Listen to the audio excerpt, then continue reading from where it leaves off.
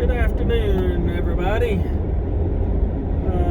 It is July the 10th, 2021 at 2:57 in the afternoon. We are on the road right now, and just wanted to make a video about some things I believe that God is a 421 right there is where as I'm about to start this video good.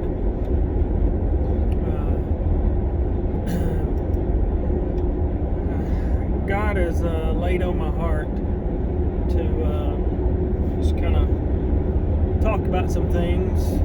Not really sure what all God's wanting me to talk about, but I know that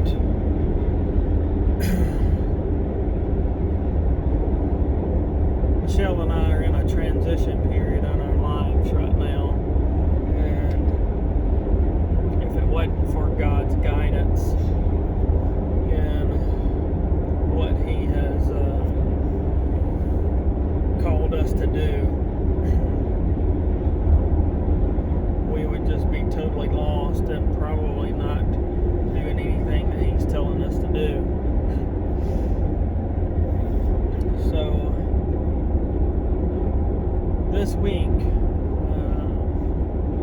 we spent this week in Tennessee, and we've met some people along the way this week that if it wasn't for God putting the timing together, it just wouldn't have happened.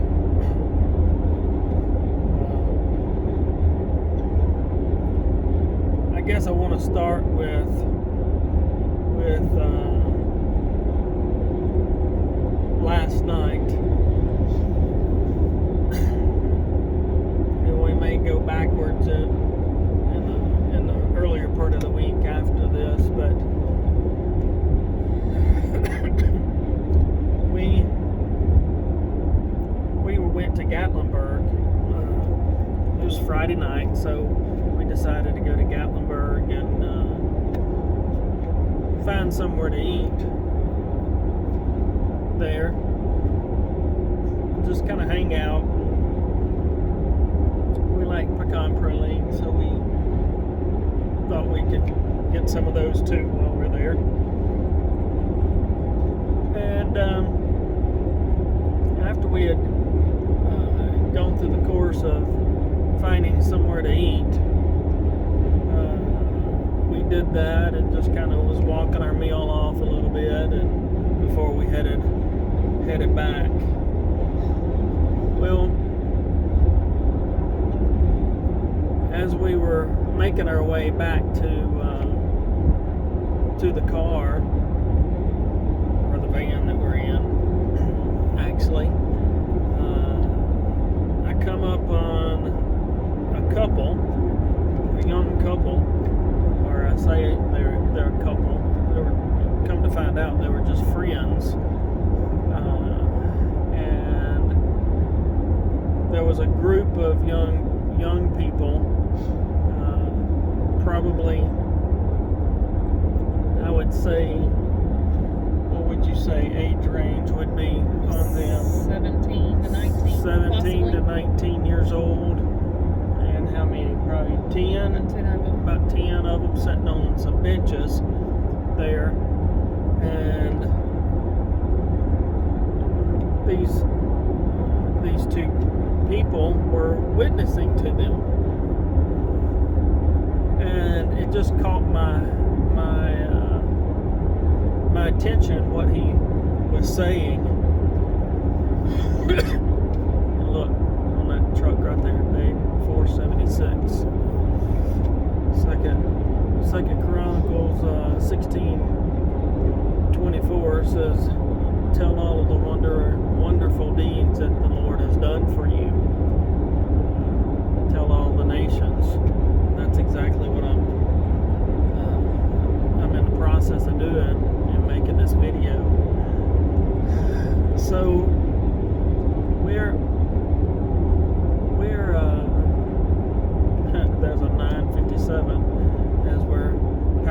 next truck, which is, if you'd only listened to my word today, Psalms 95:7.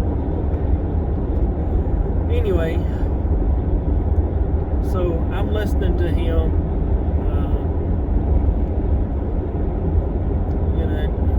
witnessing to the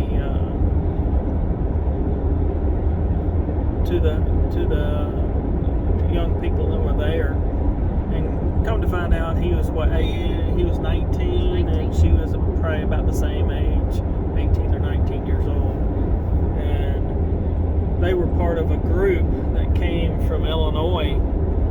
About 50 of them. Do what now? There's about 50 of them. Yeah, and there's about 50 of them in this group, and they came from Illinois at the end of May, as soon as school let out. May 31st.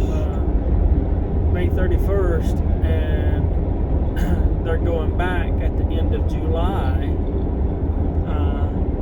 and they had been there all summer so far, staying in a hotel or a motel or whatever it is, witnessing to people, like in Dollywood or on the streets of Gatlinburg or Pigeon Forge or wherever the case may be, wherever it was that they were supposed to go to that particular day. Well, and I think they were in Gatlinburg last night for 2 hours, something like that. Going in there for about 2 hours. Well, anyway,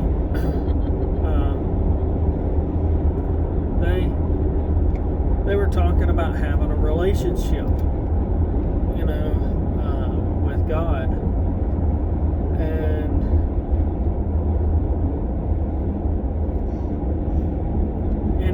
and that caught my attention when he said that, because they were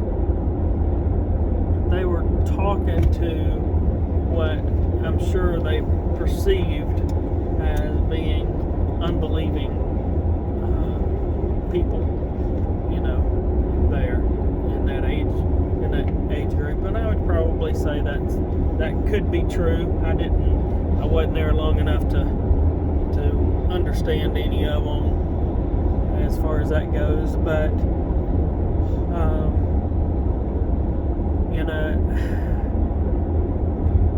and I know that he meant well, and he was doing what he felt like that he was supposed to do, for the summer, or maybe even for longer than that. I don't know. Not for me to try to figure that out, but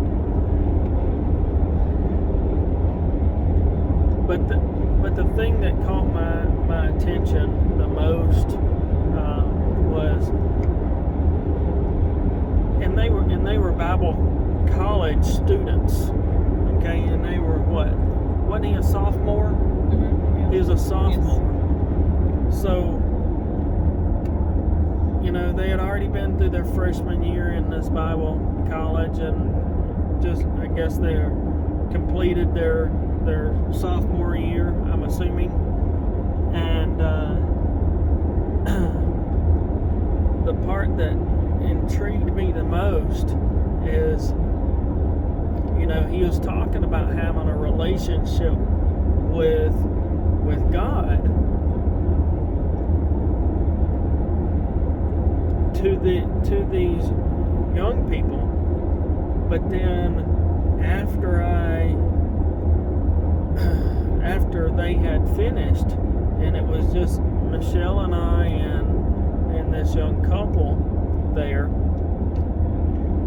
I don't want to say their names, but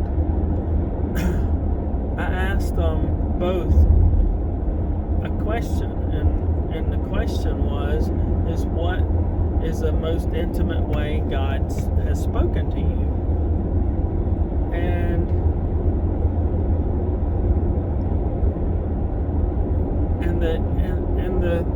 the thing that he said was, that God spoke to him through a dream one time. Okay? And I believe that was all, it was pretty much based around that dream that he had, his answer. And then this young girl spoke about what she wanted to share, and what she was sharing was about some issues that she had in her life with her dad, and part of her issue was that she was a child that was outside the wedlock of marriage, and she was having some really, really, really difficult issues with that, and I could tell that she was. And I just interrupted her briefly, and I just said, look, none of that should ever affect your relationship with God. Not at all. And you could tell that it was. No, absolutely. You know? And she had just kind of started having some type of a relationship with her dad that had left her mom, apparently. Don't know all the details and didn't need to know. But she said something that, as we were walking back to where they needed to be to finish up the night and meet with their group, she said something that really is about like what most people perceive about themselves. Okay? And this is basically what she said. She said that her dad was supposed to be coming to meet with her this coming weekend. Is that right? I think so. This coming weekend. And he asked her if that was okay. And she said that she was kind of indifferent about it, if I remember her wording correctly. And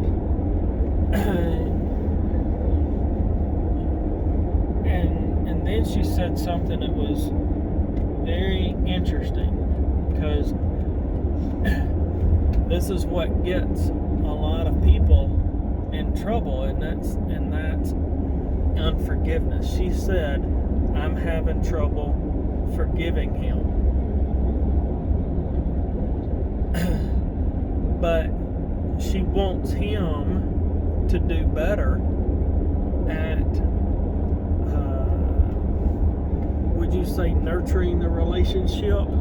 Her words were, I don't care if you, how did she put it? It doesn't matter if you're in my life or not, pretty much. But if you're gonna be in my life, then you need to see what God means for a dad to be. Yeah, and you need to get into the Word more. To learn how a father is supposed to be. Right. Which is absolutely true. But here's my point that I'm trying to make in what she said. She was trying to hold him to a standard of a father, okay? Alright?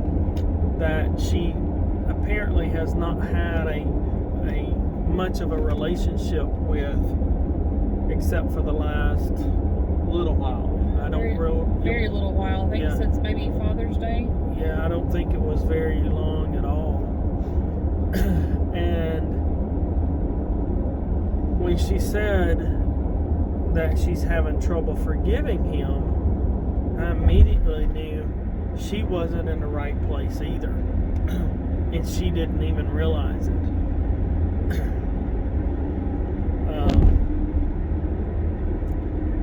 And after she had finished telling what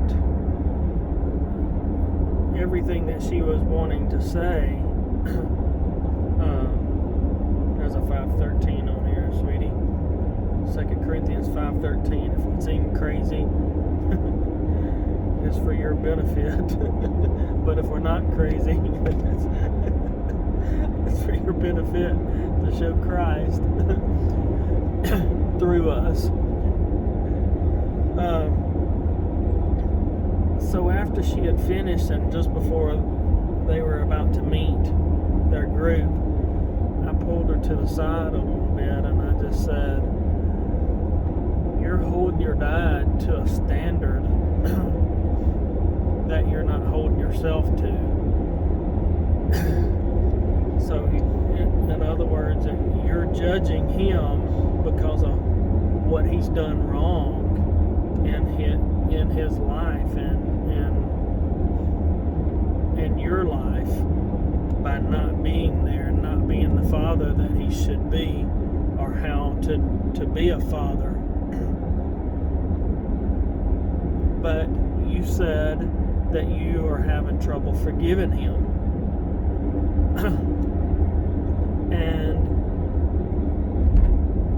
And I told her, I said, if you're having trouble forgiving him, you're no better than he is.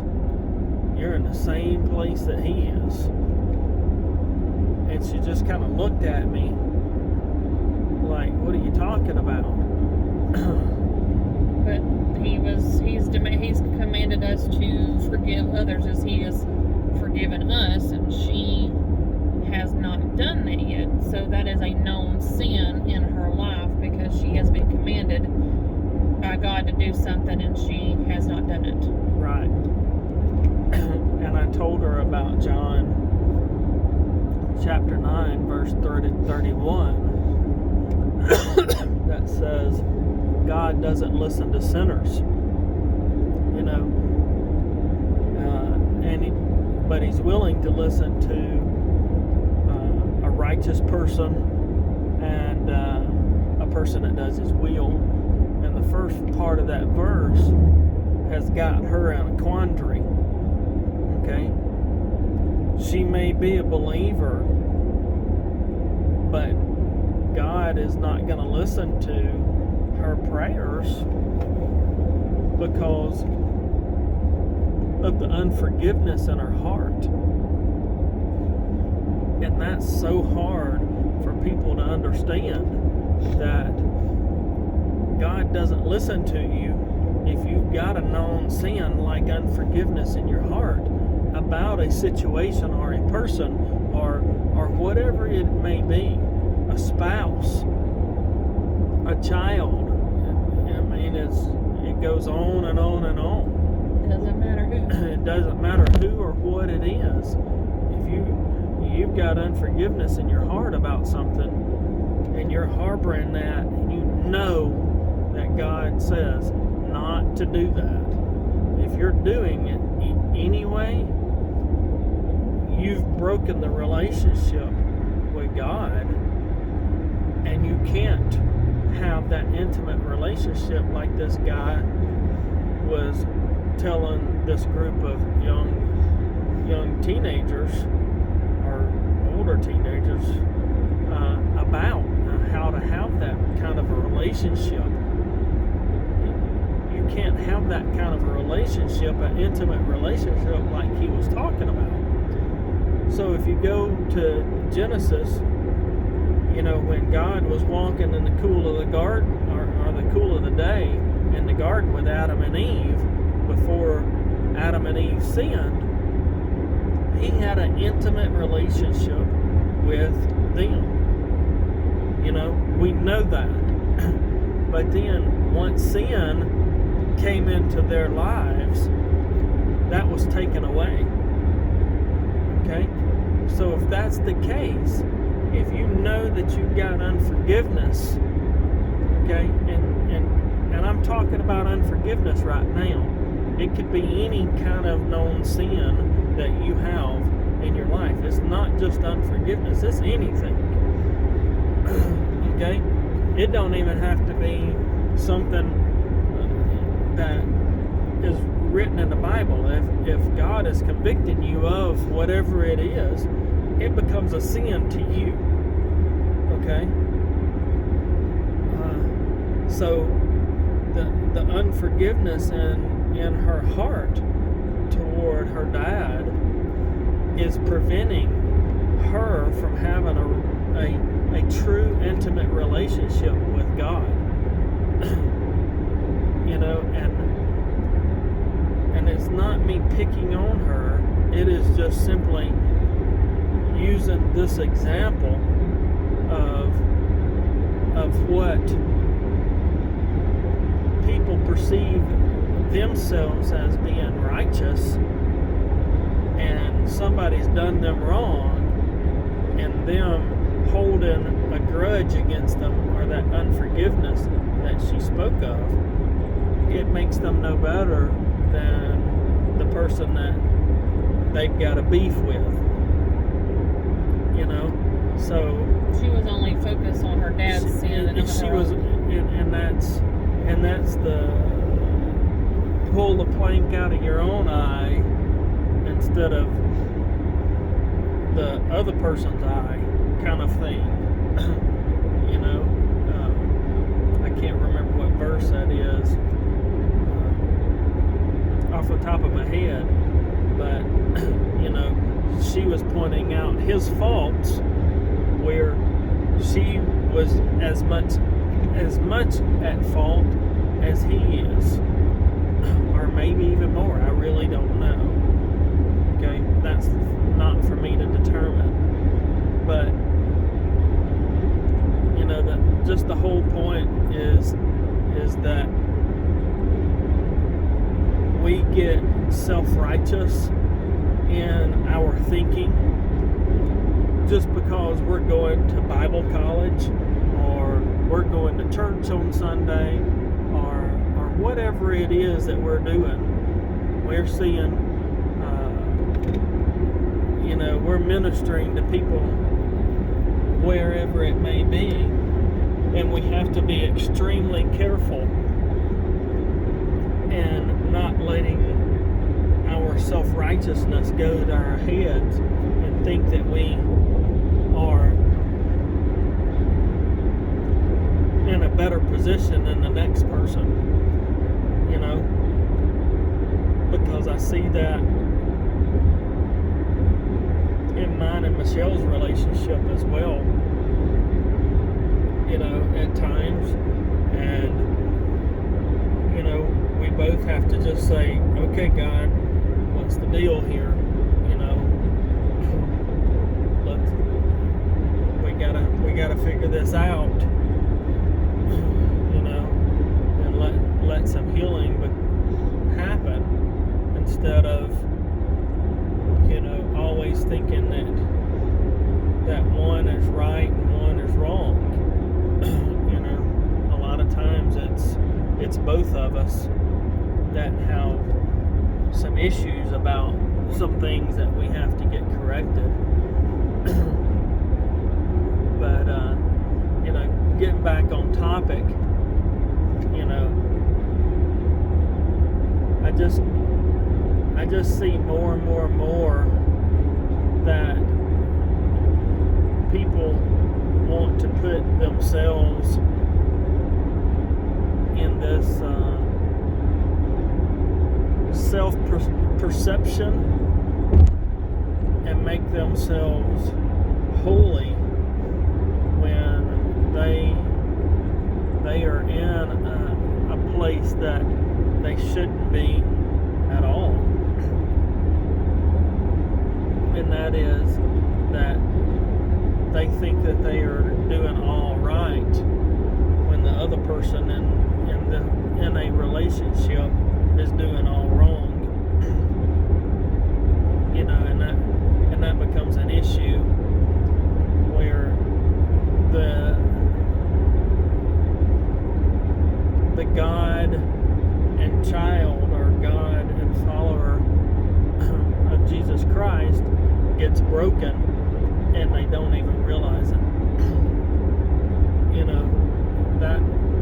to me, this Christian life that Michelle and I are leading and living out day by day now is more about relationship with God than relationship with me and her. It's more about my relationship with God and her relationship with God than mine and her relationship. Even though that's important, if we break this relationship with God and us on an individual basis, we have no relationship between me and her. And that's funny. As I'm saying what I'm saying, we're coming up on a van that has 777 on the car tag. Is that not hilarious? Here it is. So God is agreeing with me by me passing that. Can you see that? Make it big enough. See the 777. It may be backwards for you, but still the same. That's so funny.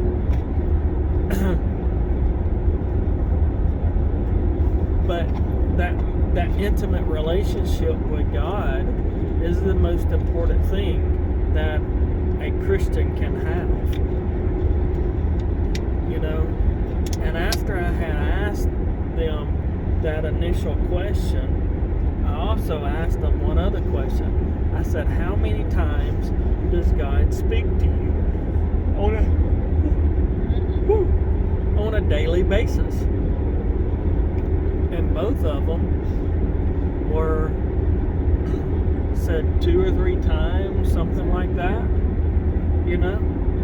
for the most part. And that's an answer that I typically get, or even less than that. Less than that, actually.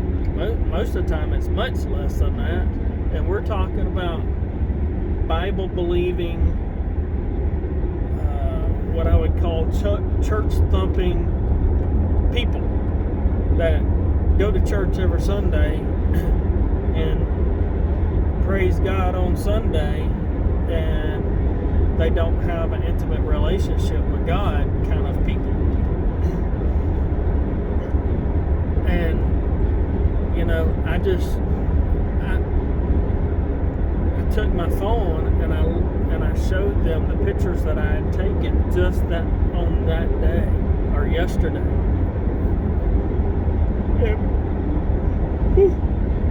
And both of them were going, how is that possible? You could look at it on their face that 200 plus pictures of the moments that I have had a thought about something that's going on in my life, and God is speaking to me in this unique way that He speaks to me, and He does Michelle the same way, guiding and directing. It's called guiding and directing and answering your simple thoughts, or a prayer that you have said, or anything along those lines that is what an intimate relationship is about.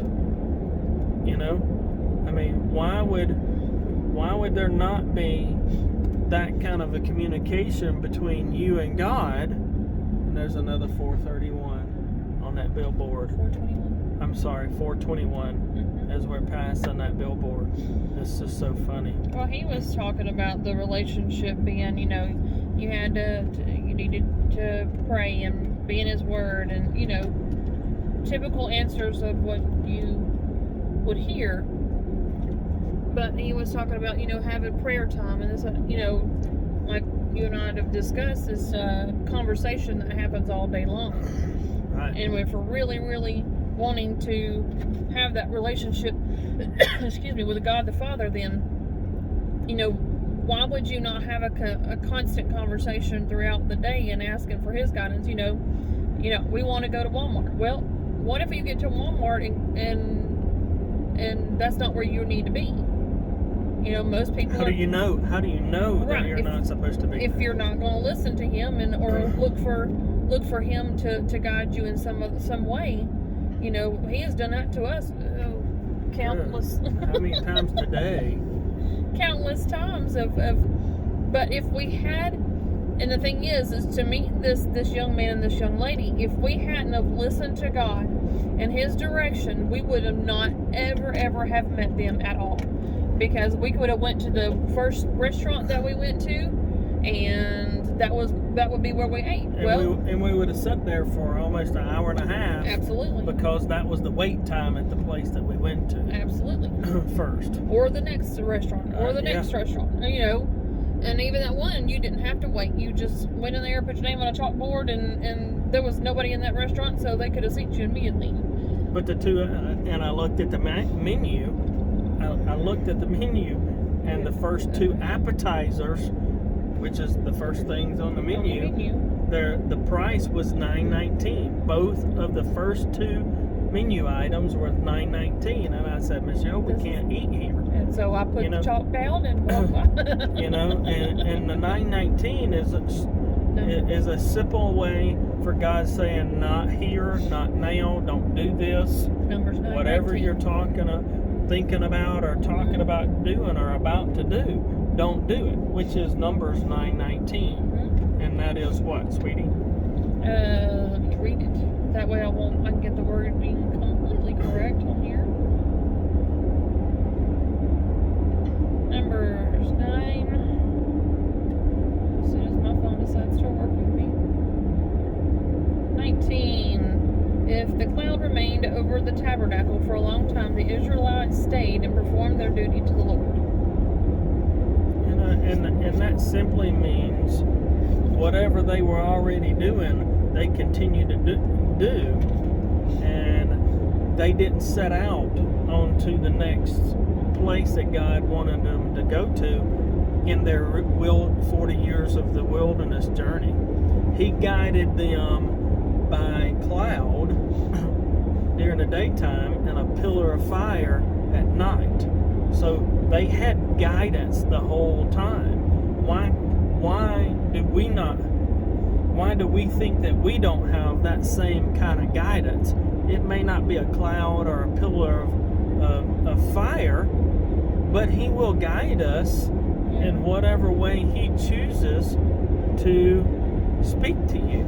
Well, people think that, hey, we're not the people in the Bible, though. You know, we're not going to be treated the same way as the people in the Bible were. That was a different time, different age, different this, different that. And my answer to that is, why not? Exactly. If we're children of God, the Bible is set up to show an example of how to live and a guidance book, you know, but there's scripture or the guidance book. But there's scripture that says that God is the same yesterday, today, and forever. Right. So why are us as people who He created any different than the people before? You know, and I'm looking at the odometer right now as Michelle's saying that, and there is a number 717, and there's also a 179. Okay, and both of those are one is John 7:17. I bet you're going to look at that one first. Anyone who wants to do the will of God will know whether my teaching is from God or is merely my own. And the 179 is Luke 179, and that is what?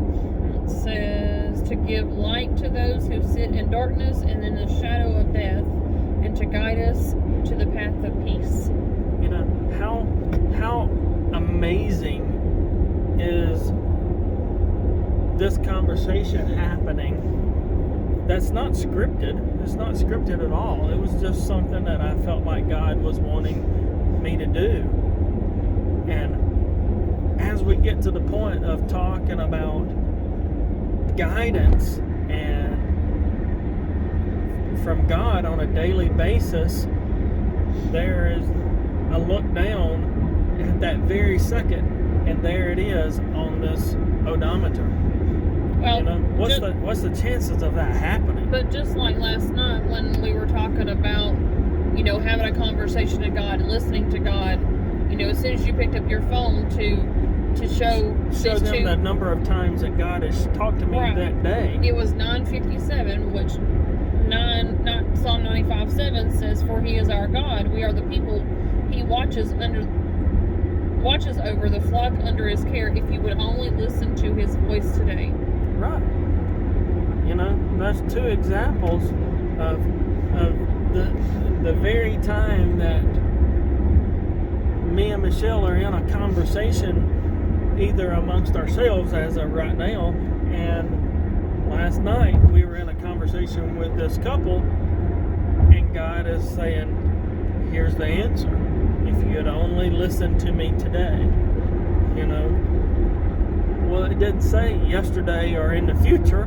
It says today. Right now.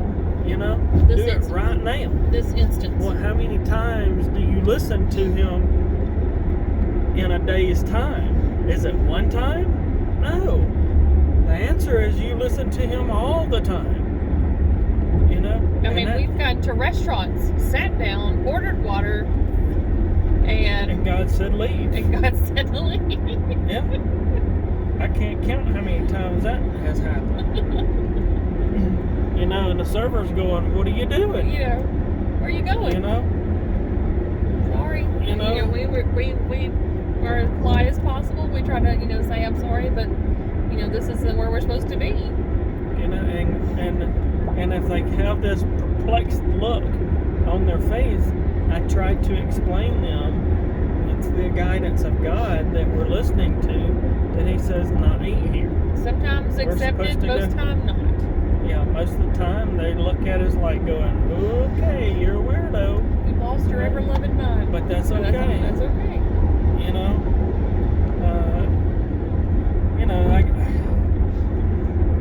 I guess that's about all I've got to say about it. It's just so cool that we get to experience God on a basis, on a second by second basis, the way that Michelle and I do. And when we try to explain to other people that we have this kind of a relationship, you know, either them or other people around them are what's a good word? What, for their looks? Yeah, the look that they give. You know, there's a ton of different ones, but a lot of them are starting to back away, or I got to get back to work, or you know, I got to go wash my hair, or you know, and I'll say this, that when we met this couple last night, there's 421 again on this car that's passing us. When I met this couple last night, I wanted to share with them, to show them and the group that they were ministering to at the time, how God spoke to me on mine and Michelle's wedding day by showing me a 108 at the same time on two different vehicles that were parked in the same parking lot. Okay? And I didn't get all the way finished showing that, and someone in the group, and most of them started leaving except for this one girl. She wanted to hear the end of what was being said, because she had never heard anything like that before in her life, you could tell, and she wanted to know more about it. It was very interesting that God used us to speak to her, you know, about something that she had never heard of, you know, and that's another one of those situations where if we would have ate at the wrong restaurant last night, we wouldn't have met her, and shown her how you can have an intimate relationship, because the guy that was ministering to these kids, she was the only one that was engaging back with him. Mm-hmm. You know, so she was very interested in what he was saying, and you could tell the desire of her heart. You could tell that desire was there. She connected with him and was connecting with Michelle and I in our 108 story that happened on our wedding day. But you know, I think I'm gonna end it here, just because of how long this has gotten. It's gotten way longer than what I was anticipating, but at the same time, it usually does. But at the same time,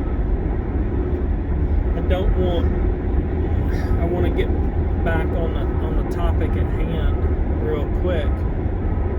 Don't get into a mindset where if you have a conflict with someone, and you see and you point out their faults, you know, of what they're doing wrong, don't think that you are just all in the good about everything that's going on in that relationship. Don't put yourself on a pedestal. We tend to do that. We tend to put ourselves above the situation and not in the situation. And not look at it like the way God looks at both the people in. Was that a rat? That was a rat. It come off that truck. Oh my gosh. A truck just passed us on the interstate here, and a big rat. It's a big old rat. A big rat like that long comes flying out on top of the blacktop underneath that truck. And I'm like going, oh my goodness. Anyways. Sorry. That was a squirrel. I mean a rat. That was a squirrel moment. That was a rat moment. No, don't put yourself on a pedestal, because you know, in that situation that's when we need to ask for God's wisdom on the situation, like scripture says, to search your heart, search my heart, oh God, that way, and then he will reveal, what is in your heart. So before you look at anybody else, you need to ask God to search your heart and remove anything that's in your heart that may not be of him. That's the first thing that needs to be done before you look at somebody else and start judging them about what they have done. Yeah, totally agree. Guys, y'all have a good afternoon. We'll make another video on another day. I may just turn this off and make another one about the other part of this week, and that's happened. It just blow your mind. But anyway, y'all have a good afternoon.